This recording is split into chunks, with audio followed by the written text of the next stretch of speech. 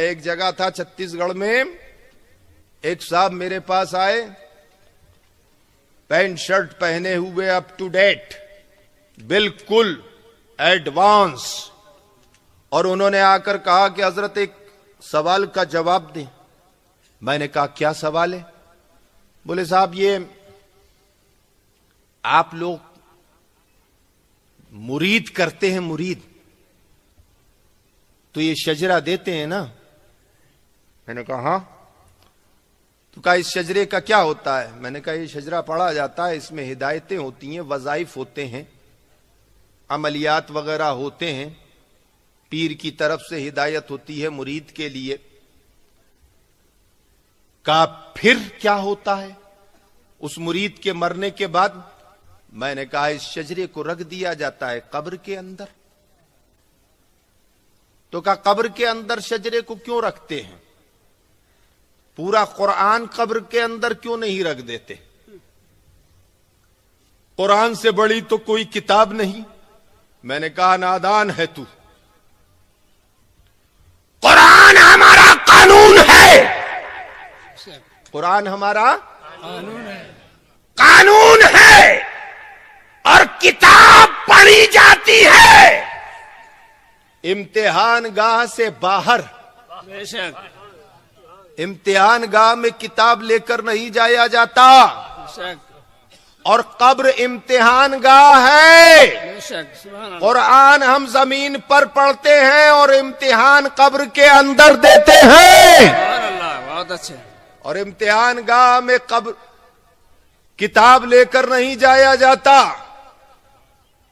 کہا پھر یہ شجرہ لے کر کیوں جاتے ہیں؟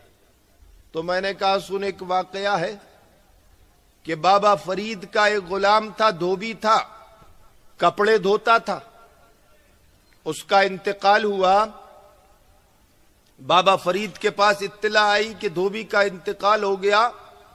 بابا فرید نے اس کے ایصال ثواب کے لیے ہاتھوں کو اٹھایا اور کہا کہ جاؤ اس کے گھر پہ کہہ دو کہ فرید خود آ کر اس کے جنازے کی نماز پڑھے گا، سبحان اللہ، اور اس کے جنازے میں شرکت کرے گا۔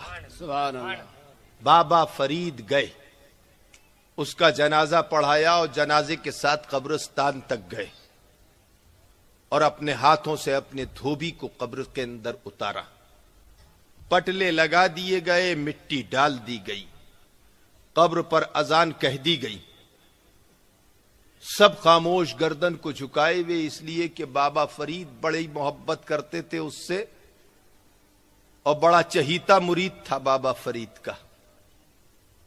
بابا فرید قبرستان سے باہر آئے اور 40 قدم چلنے کے بعد پھر پلٹے بابا فرید، اور ہاتھوں کو اٹھا کر بابا فرید نے فاتحہ پڑھی، سبحان اللہ، ایصال ثواب کیا۔ ابھی ایصال ثواب کر ہی رہے تھے کہ بابا فرید کے لبہائے اقدس کے اوپر ایک مسکراہٹ آئی اور ٹھہر گئی، سبحان اللہ، آنکھوں میں چمک آئی، اور خوشی کے آنسو رخسار اقدس کے اوپر آ کر رک گئے۔ لوگوں نے دیکھا کہ بابا فرید آقا مولا داتا مسکرا رہے ہیں۔ فاتحہ پڑھی، ایصال ثواب کیا، اور اپنے مریدوں کی طرف دیکھا تو سب مسکرا دیے کہ پیر مسکرا رہا ہے۔ کیا بات ہے، سبحان اللہ۔ کہا حضور کیا ہوا؟ ابھی تو آپ کی آنکھوں میں آنسو تھے اور آپ رو رہے تھے، اب آپ مسکرا رہے ہیں، ہنس رہے ہیں، کیا بات ہے؟ بابا فرید نے کہا کہ بات ہی کچھ ایسی۔ کہا کیا ہوا؟ کہا ہوا یہ کہ قبر کے اندر اپنے اس دھوبی کو میں نے دفنایا، اور جب ہم لوگ 40 قدم دور ہوئے تو منکر نکیر آ گئے اور جھٹکے کے ساتھ اس کو اٹھایا کہ اٹھ کر بیٹھ گیا، اور منکر نکیر نے بڑے جوش و جلال کے ساتھ اپنے مخصوص انداز میں اس سے پوچھا کہ تیرا دین کیا ہے؟ بولا میں کچھ نہیں جانتا، میں تو فرید کا دھوبی ہوں۔ کیا بات ہے، واہ۔ منکر نکیر نے کہا کہ تیرا رب کون ہے؟ کہا میں فرید کا دھوبی ہوں۔ کیا بات ہے، سبحان اللہ۔ منکر نکیر نے رسول اللہ کی طرف اشارہ کر کے کہا کہ ان کے بارے میں کیا کہتا تھا، تو اس نے کہا کہ میں تو فرید کا دھوبی ہوں. تو رسول مسکرا دیے اور مسکرا کر کہا کہ جاؤ اس کو سونے دو، یہ غلام میرا. سبحان اللہ. نعرہ تکبیر، نعرہ رسالت، مسلک اعلی حضرت اختیار اولیاء کرام. اب سمجھو، سبحان اللہ. بہت اچھے. ہم امتحان گاہ کے اندر جاتے ہیں اور ہم قبر کے اندر جاتے ہیں تو شجرہ ساتھ لے کر جاتے ہیں.